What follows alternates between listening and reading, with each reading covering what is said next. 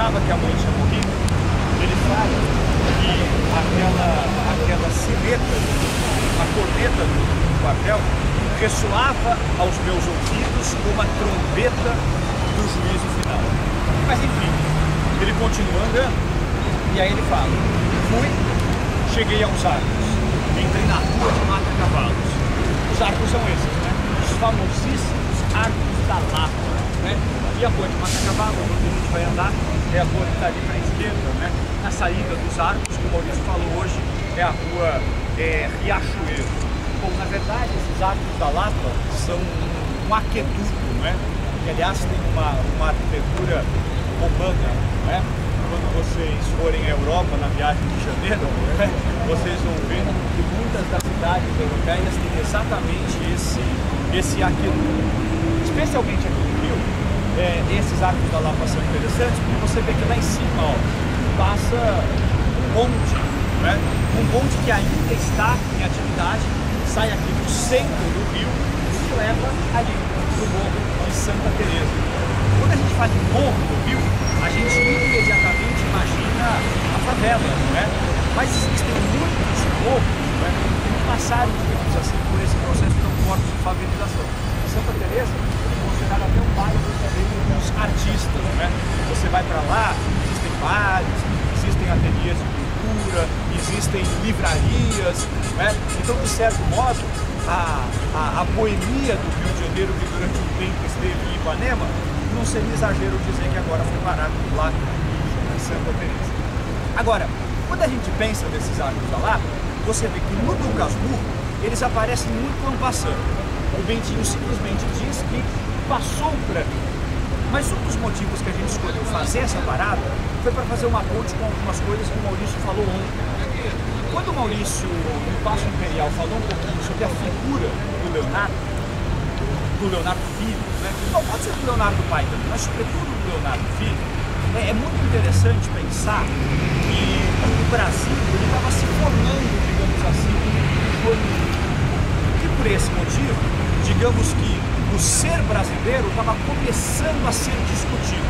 Tanto é verdade que vocês sabem que as memórias dos agentes milícias foram escritas em 52 e 53 em boletim, em 54 e 55 saiu em livro, em 61 morre o Manuel Antônio de Almeida, e até 61 ninguém sabia que ele tinha escrito o livro, porque o livro tinha sido publicado sob o pseudônimo de Um Brasileiro. É apenas em 63, portanto 2 anos depois da sua morte, que o Quintino Bocaiúva prepara uma edição do Jardim de Milícias e aparece o nome, Manuel Antônio de Almeida. Bom, é uma baita de uma discussão para descobrir por que ele não fez isso. Há até quem diga que ele tinha medo, porque o livro era muito crítico, e ele tinha ambições políticas, não ficava bem para alguém que queria ser deputado. Aliás, ele morre num naufrágio quando estava justamente tentando se candidatar, não é, à Câmara dos Deputados aqui pela província do Rio de Janeiro. Há quem diga, né, que talvez o Manuel Antônio de Almeida poderia ter problemas políticos por ter escrito as memórias dos agentes políticos. O fato é que o título brasileiro indica inevitavelmente um caráter nacionalista. Bem ou mal esse livro tem um elemento nacionalista forte. Agora, o que é engraçado é que o Leonardo não é um herói, ele é, na verdade, anti-herói. E quando a gente diz isso, a gente quer dizer que ele não é aquele estereótipo do Peri, tá certo? Da Iracema, do índio, digamos assim, idealizado. Pelo contrário, ele é um malandro. Hoje em dia a gente identifica tanto o Brasil com a malandragem e às vezes a gente não para pensar que o livro que fundou essa imagem do Brasil como um país malandro é justamente as memórias, E as memórias da gente milícias nesse ponto são mais interessantes ainda, porque o Leonardo é um malandro do bem. Por quê? Porque ele apronta durante o livro inteiro. Mas quem se dá mal é ele. Então, além de ter um malandro meio incompetente, mas simpático, é impossível ler as memórias, né, e não se identificar, de certo modo, com aqueles valores.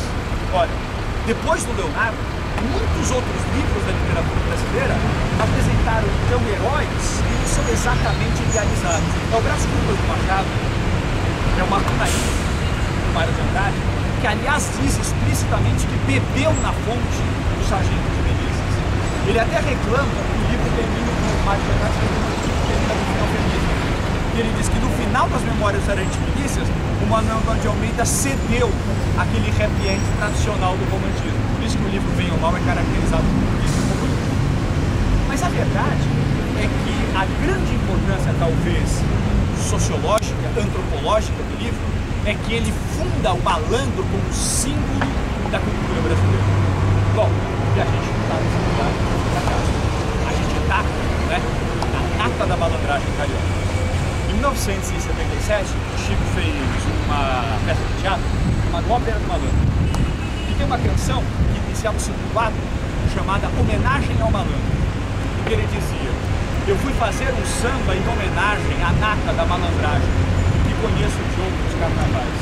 Eu fui alado e perdi a viagem, porque aquela tal malandragem não existe. E o que ele queria dizer é que era o grupo dos malandros do Leonardo, do Brás Cubas, do Macunaíma e do samba de morro dos anos 30 e dos anos 40 já tinha desaparecido. Desapareceu mesmo, né? Você pensar que nos anos 30 era comum a gente ver um malandro todo branco, né? Com um chapéu de lado, com o lenço no pescoço andando por aqui. O Rio de Janeiro mudou muito. O que pouca gente, no entanto, percebe é essa relação intensa entre os sargentos de milícias e a música. Será que vocês perceberam quantas vezes no livro aparecem modinhas populares? Todas aquelas canções que o Manuel Antônio de Almeida coloca são canções verídicas. Elas existiam. E o que é a modinha que não uma mãe do samba moderno? Mas veja que interessante, então.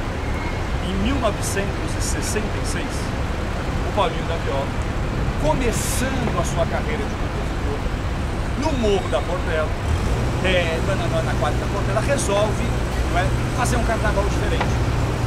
E ele compôs o samba, imagina só, o Paulinho da Viola fazendo o samba de carnaval.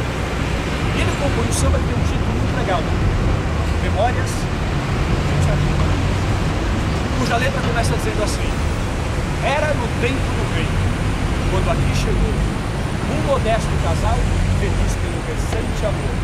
Leonardo, tornando-se meirinho, deu a Maria Hortaliça do lar um voo de conforto e de carinho. Dessa união nasceu um lindo varão, personagem central da história aqui, narrando os escola de samba falando de Leonardo. E eu pergunto, por que eles escolheram o Leonardo? E não escolheram o Peri, não escolheram a Ceci, não escolheram a Iracema, não escolheram o Pirajara, não escolheram a Aurélia. Por que eles escolheram o Leonardo? Porque ali está um dos elementos mais fortes da nossa brasilidade, digamos assim.